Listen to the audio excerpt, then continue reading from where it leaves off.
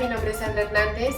soy una mujer trans de 24 años de edad, soy estudiante de Derecho de noveno semestre de la Universidad Pedagógica y Tecnológica de Colombia, UPTC, vivo en Tunja, Boyacá. Soy la directora de la red LGBTI de Boyacá, que es una plataforma que recoge a diferentes organizaciones que trabajan por los derechos de la población LGBTI y también derechos de las mujeres a nivel departamental en diferentes municipios. Soy la coordinadora jurídica y de derechos humanos de Femidiversas, hago parte de la red Joven Pro Familia, hago parte de la Asociación Nacional de Jóvenes Estudiantes ANGECO, hago parte también, soy voluntaria en la Casa de la Mujer del UPTC, trabajo en el área legal de la Fundación GAD y hago parte de la plataforma feminista boyacense. Trabajamos con diferentes poblaciones vulnerables, población LGBTI, mujeres víctimas de violencia, trabajadoras sexuales, entre otras. Hemos visto desde las organizaciones sociales de base comunitaria el atropello de los derechos hacia estas poblaciones por parte del Estado y por parte de la misma sociedad, el hostigamiento, el perfilamiento, la discriminación, en especial hacia las trabajadoras sexuales trans y cis que viven en ciudades como Tunja, Vitama y Sogamoso. A pesar de que aquí en Tunja se cuenta con una política pública LGBTI desde el año 2015, que fue también peleada por parte de las organizaciones, se desconocen aún muchos derechos, se desconocen aún bastantes garantías y la dignidad de las personas por parte del Estado, ¿no? Hemos podido recoger bastantes casos de violencia, como son 35 recogimos el año pasado, que de hecho lo pasamos a la Comisión Interamericana de Derechos Humanos en un informe en donde relatábamos los hechos de agresión en contra de mujeres trans trabajadoras sexuales en Tunja y en Duitama. Estos hechos se han venido denunciando también ante las instituciones pertinentes en el departamento y en el municipio y en Vitama también, pero la falta de voluntad política por parte de las instituciones ha sido bastante notoria. De igual forma, dentro de todas estas vulneraciones de derechos que han venido siendo denunciadas desde el año antepasado, de hecho desde el año 2019, el 28 de junio de este año tuvimos el primer asesinato de una mujer trans en la ciudad de Tunja por parte de 30 taxistas, alrededor de 30 personas, que la lincharon hasta llevarla a la muerte. En esto se vio, hay un video en donde muestra que la policía, dos agentes de la policía se encontraban en el lugar, pero eso no hicieron mayor cosa, adelante de ellos mismos les seguían pegando a la chica. Estos decidieron llevarla, la policía decidió llevarla a un centro hospitalario que queda mucho más lejos, y allí no la atendieron porque era de atención media, a raíz de las heridas que presentaba la chica, tenía que ser llevada a un hospital de atención alta. Y este hospital de atención alta de hecho queda mucho más cerca del lugar en donde ocurrieron los hechos, pero para nosotros como organización hubo negligencia por parte del Estado, por parte de las instituciones de la policía, al no actuar de manera rápida. También que a pesar de que ha sido un caso bastante sonado, no hay un dictamen final aún de medicina legal donde explique la causa de la muerte. La institucionalidad ha dicho que una posible sobredosis, cuando hay un video en donde arremeten contra ella con puños, con patadas, con palos, con diferentes objetos contundentes, hasta que la llevan a la muerte. A raíz de esto, obviamente ha sido necesaria el hacer boom, el hacer golpear puertas por todos lados, con medios de comunicación, con fiscalía, en fin, para que este hecho no quede impune. La mayoría de casos en contra de población LGBT a nivel nacional llegan a audiencias preliminares o son casos archivados, y la impunidad es lo que escribe la historia de estas personas asesinadas, violentadas física, verbal, psicológica, económicamente. Para que haya esta violencia por prejuicio, se necesita una complicidad social y una complicidad estatal. Aquí en Colombia, desde antes de los años 80, la población LGBTI éramos tratados como delincuentes, el Código Penal nos penalizaba, y también antes nos trataban como enfermos dentro del mismo Código Penal, ¿no? A pesar de que esto ya se derogó, de que el Código Penal no plantea esto como un delito, una orientación sexual, una identidad de género, expresión de género diversa, no lo plantea como un delito, aún hoy se sigue viviendo la violencia en contra de la población. También en contra de las trabajadoras sexuales, la persecución por parte de las administraciones municipales. En Duitama hemos tenido casos de agresión por parte de la policía, en Tunja también, por parte de la policía hacia las trabajadoras sexuales, la imposición de vallas, en donde les dicen que no pueden pararse ahí, que la prostitución es ilegal, en fin, cuando pues el Estado ha dicho que la prostitución es ilegal en Colombia, pero el desconocimiento y las ganas de violentar de la policía y de las instituciones del Estado son tan altas que pasan por sobre todas estas preventas o garantías constitucionales para llegar a violentar a las trabajadoras sexuales. Esto se da también en un marco de, entre comillas, recuperación del espacio público, cuando el Estado ha dicho que en caso de trabajadoras sexuales estas no pueden ser retiradas del espacio público bajo sustentos de recuperación del espacio público, porque es cosificar su cuerpo, es objetivizar su cuerpo, es, en palabras de la Corte Constitucional, como si fuesen trabajadoras informales y su cuerpo fuese un objeto en venta. Esto, pues el de las vallas, se presentó una tutela, una acción de tutela de 104 páginas, de hecho, en donde se expuso toda la violencia que venían presentando las trabajadoras sexuales en Duitama por parte de la administración. En primera instancia ganamos, en segunda instancia la jueza, creo que fue, dijo que le dio la razón a la administración y les dijo que no, que ellas tenían que irse del lugar, que para erradicar la prostitución de las calles, en fin, pero no hay unas garantías, y desconoció un montón de jurisprudencia por parte de la Corte Constitucional que pretende pues proteger a las trabajadoras sexuales de la violencia, ¿no? A pesar también dentro de esto hay una interseccionalidad de cosas: ser mujer, ser trans, ser trabajadora sexual, ser migrante, o ser mujer cisgénero, ser trabajadora sexual, ser migrante, irregular. Son hechos que van sumando, es una suma de violencias, en donde entre más violencias acumules, entre más población vulnerable seas, más violentado va a ser tu cuerpo, tus vivencias, tus experiencias, y es un desconocimiento que también llevan las instituciones y lleva la misma sociedad, ¿no? Aún hoy Boyacá es uno de los departamentos más machistas del Sagrado Corazón, como le decimos, a nivel nacional. Y hablar de estos temas ha sido bastante difícil. Yo soy una de las fundadoras del bloque transfeminista aquí en Tunja, donde nos hemos venido moviendo desde diferentes espacios en donde ha sido necesario incidir de manera más acertada, de manera más incómoda, digo yo, en donde, como decimos nosotras, aquí está la resistencia trans, aquí están las trabajadoras sexuales, aquí estamos las locas, las mariconas, las machorras, las disidentes, todas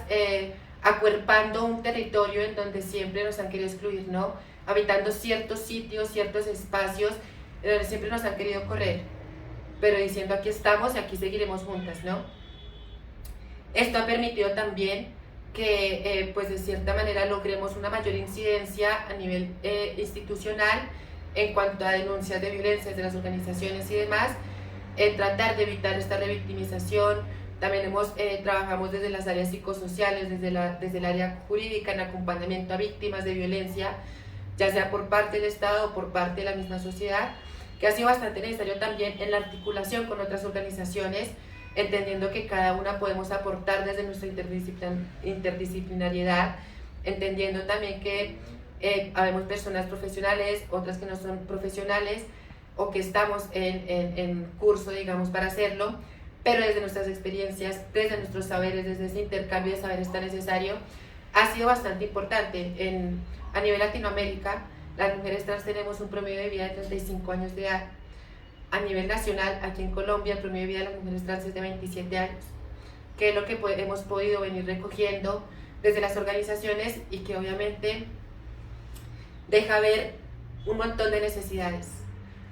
Aquí en Colombia no contamos con una ley de identidad trans, a pesar de que la Corte Constitucional ha instado al Estado, ha instado al gobierno o a los gobiernos, ha instado al Congreso de la República a legislar una ley de identidad trans. No hay, como que la Corte Constitucional ha sido la única que ha tratado por medio de jurisprudencia sacar adelante o tratar de proteger y de garantizar el derecho a ejercer nuestros derechos, ¿sí? Pero aún así falta mucho, hay desconocimiento, a pesar de que hay mucha jurisprudencia y desconocimiento, el tema de la supuesta laicidad del Estado, pero que aún se sigue viendo esta unión, obviamente afecta como la religión, uno de los principales violentadores de las poblaciones vulnerables, de la población LGBTI, de las mujeres, desde su movida y pensamiento misógino y machista. Esto pues ha permitido que este lenguaje se transmita a las instituciones y las instituciones manden un mensaje directo a la sociedad de si nosotros no respetamos como instituciones, ustedes tampoco pueden, pueden o tienen el derecho de respetar y de violentar y asesinar a otras personas, ¿no? Viendo todas estas situaciones, también nos hemos planteado otras organizaciones, o hemos venido viendo más bien una necropolítica de Estado y de sociedad, en donde el Estado y la sociedad dicen a ciertas personas, a ciertas poblaciones, usted tiene derecho a vivir, usted tiene derecho a morir y cómo debe morir, o cómo debe ser asesinada, ¿no? Porque la violencia ha sido un lenguaje bastante fuerte dentro de la sociedad colombiana desde hace muchísimo tiempo, dentro del Estado. La ultraderecha, la derecha colombiana, pues se ha basado en estas historias de violencia para llegar al poder y seguir generando el negocio de la guerra, ¿sí? Esto obviamente, pues a pesar de que obviamente de las organizaciones, los movimientos sociales, políticos, hemos hecho resistencia a estos tipos de violencia por parte del gobierno y del Estado, aún caminamos bajo la utopía, ¿no? Aún seguimos y seguiremos caminando la palabra hasta que sí la dignidad se haga su costumbre. Pero asimismo es necesario también, y qué bueno que se abran estos espacios, de poder llevar la voz, de poder llevar la realidad y las experiencias a otros lugares, el poder contar y relatar las vivencias y las violencias que sufren los cuerpos y las vivencias contrahegemónicas que rompen con toda regla y norma social estatal. Asimismo, dentro de todo esto, pues también hemos hecho articulaciones desde las organizaciones con diferentes entes como Profamilia, como ACNUR, la Pastora Social, en fin, para lograr una protección de derechos al menos mínima hacia la población migrante también, porque bueno, a raíz de la migración venezolana, pues no hay políticas públicas, o sea, hay políticas públicas en diferentes ámbitos, para diferentes poblaciones, pero la mayoría no tienen en cuenta migrantes. También hay que tener en cuenta el encrudecimiento que ha tenido la vulneración de derechos hacia las poblaciones vulnerables durante la pandemia. Las trabajadoras sexuales se han visto afectadas, bastante afectadas, por parte de toda esta emergencia nacional y mundial en cuanto a la pandemia, porque pues a pesar de que hay, por ejemplo, la política pública LGBTI aquí en Tunja, no hay garantías para la población en temas de pandemia. Aparte que esta política pública LGBTI, me atrevería a decir, más bien lo aseguro, que el dinero que entra a esta política pública es bastante irrisorio, entendiendo que no alcanza a cubrir las necesidades específicas que tiene la población. Por ejemplo, aquí en Colombia, durante la pandemia, se han venido dando pico y género, que, bueno, el pico y género es como la forma de salir a las calles, digamos, de ir a comprar durante la pandemia artículos de primera necesidad. Entonces, era esta cuestión de pico y género planteaba el hecho de tú puedes salir tal día si eres hombre, tal día si eres mujer, días pares mujeres, días impares hombres, digámoslo así. Y esto obviamente llevó a que las personas, especialmente trans, pues viviéramos violencia. Esto se dio en Bogotá y en otras ciudades de Colombia, este pico y género, que de cierta manera le daba a la sociedad, era a fiscalizar el cuerpo de las personas, era la policía del género, aparte de la policía como institución, que siempre ha sido uno de los primeros focos de violencia, o uno de los focos más bien más violentos en contra de la población trans, en contra de la población LGBTI. Esta situación encrudeció las realidades de las trabajadoras sexuales, en donde pasaban días sin comer, pasaban días en donde era pan y tinto, pan y agua, o nada de nada. Y pues obviamente desde las organizaciones buscando ayudas humanitarias por todos lados, recibiendo donaciones, un montón de cosas para tratar de suplir estas necesidades, entendiendo que las organizaciones, de cierta manera, y no debe ser así, hacen la tarea del Estado, en pocas palabras, ¿no? Entonces, obviamente, hacíamos este llamado al Estado, hacíamos este llamado a las administraciones municipales, y sí, como que ayudaban hasta cierto punto, y ya como que ya no hay más presupuesto, ya no hay nada, pero para la guerra todo. Siempre ha sido así y siempre se ha manejado así. De igual forma, dentro de todo este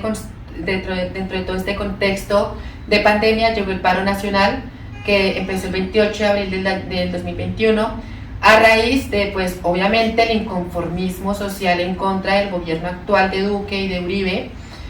que ha venido perpetrando, como bien lo dije anteriormente, la guerra como un negocio, que no solo se ve aquí en Colombia, sino en diferentes partes del mundo, sino es que es en todo. Y este planteaba también más plata para los ricos. Inició por una reforma tributaria que planteaba quitarle más plata a los pobres que quitarle más plata a los ricos, digamos, y sustentar ciertos temas como la guerra, entre otros, y obviamente pues esto generó un sentir social de inconformismo, nos tomamos las calles, y todo esto ha traído también violencia por parte del Estado, un recrudecimiento bastante fuerte, personas de civil, que yo les llamo paramilitares, paracos, saliendo a las calles en complicidad con la policía a dispararle a los y las manifestantes. También las defensoras y defensores de derechos humanos hemos sido violentadas y violentados dentro de todo este marco del paro nacional, como agresiones sexuales, también amenazas. Yo soy víctima también de todas estas cuestiones de agresiones sexuales y amenazas, que aunque hay denuncias, pues no sé a ciencia cierta de qué parte han llegado las amenazas, pero de que son del Estado, son del Estado. Esto pues obviamente ha permitido, bueno, como el pedir la intervención de la CIDH, desde las organizaciones. Cuando vino la CIDH tuvimos reuniones con esta, pasamos diferentes informes que recogían la vulneración de derechos humanos en diferentes partes de Colombia, en Cali, que ha sido bastante fuerte, toda esta situación en donde hay fotos explícitas de personas civiles disparándole a la sociedad, a los manifestantes, en complicidad con la policía los encubre, y estos casos quedan impunes, ¿sí? Cuando, por ejemplo, pasa una agresión en contra de un policía, caso contrario, el Estado pide que da recompensa a quien encuentra al agresor, pero cuando son asesinadas las personas por parte del Estado, por parte de los paramilitares, el silencio es lo que inunda el sentir estatal, ¿sí? El silencio es la única respuesta que el Estado da, la ausencia, la complicidad y la violencia son sus respuestas, y esto obviamente afianza esta necropolítica que seguimos viviendo, que supuestamente Colombia se ufana y sus gobiernos se ufanan de ser un Estado democrático, pero para ser un Estado democrático el asesinato y la violencia es el lenguaje propio del gobierno cotidianamente. Esto también pues ha encrudecido, por ejemplo, en cuanto a diferenciación de violencias dentro del mismo marco del paro nacional en contra de mujeres, ¿no? En las agresiones sexuales, el acoso sexual por parte de la policía, todas estas situaciones en contra de población LGBTI también, esta humillación por su orientación sexual, el desconocimiento de la identidad de género de las personas dentro del marco del paro nacional, es otras diferenciaciones o interseccionalidades que tiene la misma violencia dentro del desarrollo del marco del paro nacional, que permite obviamente indagar un poco más a fondo de que a pesar de que la población LGBTI, de que las mujeres vivimos en situación de alerta todos los días, hay ciertos momentos históricos en donde esta situación se encrudece. La pandemia ha sido uno de esos, el paro nacional ha sido uno de esos, que ha permitido que la sociedad y el Estado, o las personas de bien y el Estado, trabajen mancomunadamente para perpetrar la violencia en contra de las poblaciones vulnerables, en desconocer la dignidad y los derechos humanos de las personas. Bueno, entendiendo todo este círculo de violencias que vienen ocurriendo también, que de hecho hay una política pública LGBTI nacional que está engavetada en pocas palabras, que las organizaciones hemos venido apoyando para el plan de acción, para todas estas cuestiones, pero que el Estado ha sido bastante, o su respuesta ha sido bastante nula respecto a todo esto. Esa es una de las necesidades. También el hecho de que no haya una ley de identidad trans, como ya lo mencionaba, también que las violencias en contra de la población LGBTI por parte de la policía. En caso de temas disciplinarios, sean llevados por parte de la Procuraduría y no por parte de la misma policía, porque obviamente hay un cobijamiento interinstitucional, Secretaría de Gobierno, alcaldías, policía, entre otras instituciones que se cobijan entre ellas mismas, y entre la misma policía se cobijan y permiten estos casos de impunidad, como también en el tema de la jurisdicción militar, o bueno, la justicia penal militar más bien, en donde en casos de violencia por parte de la policía en contra de la población LGBTI, son vistos por la justicia penal militar cuando debería ser visto por justicia ordinaria, porque la discriminación por parte de la policía hacia la población y hacia las trabajadoras sexuales, entre otras, no debe ser vista por parte de la justicia penal militar, porque es que la discriminación no hace parte del proceder de la fuerza pública. Es esto que también es un llamado a los entes internacionales, es un llamado también a Colombia y a todo el mundo que esté escuchando esto, como venimos tratándolo dentro del marco del paro nacional, SOS Colombia. Y no se aleja de la realidad este SOS Colombia, porque es un grito de auxilio ante el asesinato, ante la beligerancia, ante tanta arremetida estatal y social en contra de manifestantes, en contra de población LGBTI, en contra de mujeres trans y cis, que vienen siendo y venimos siendo violentadas por parte de estos, ¿no? Es un llamado también a la concientización, respeto por la dignidad y la empatía que como seres humanos deberíamos tener, ¿no? Normalmente tenemos un miedo al enternecer, pero es este enternecer el que nos permite también empatizar. Yo siempre digo como que hay un montón de leyes, hay un montón de sentencias, de jurisprudencia que nos dice, mira, tú tienes que seguir esto y esto, no puedes discriminar a esta persona, no puedes violentarla, no sé qué.